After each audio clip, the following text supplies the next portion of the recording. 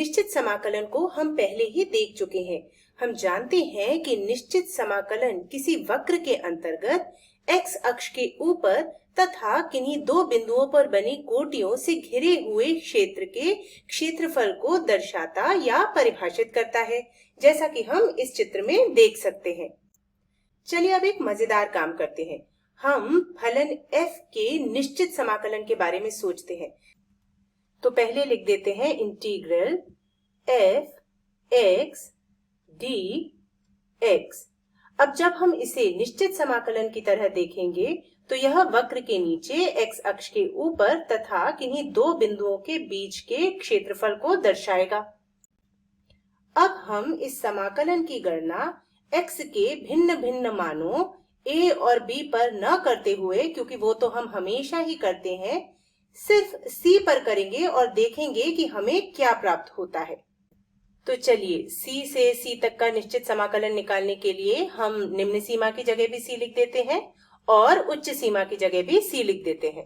मान लेते हैं कि ये बिंदु c है। एक रेखाखंड खींच लेते हैं।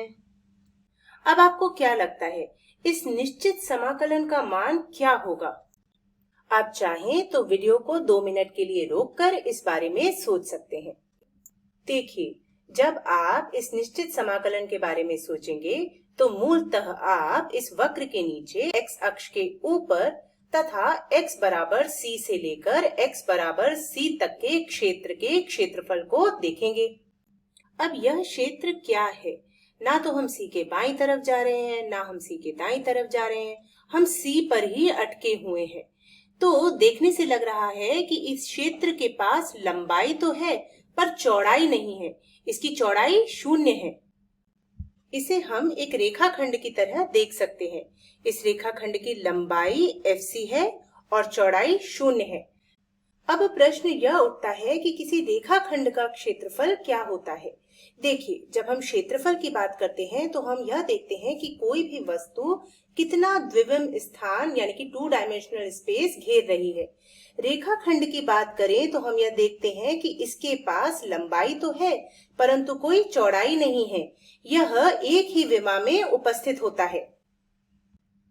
तो हम कह सकते हैं कि इस निश्चित समाकलन का मान 0 के बराबर होगा।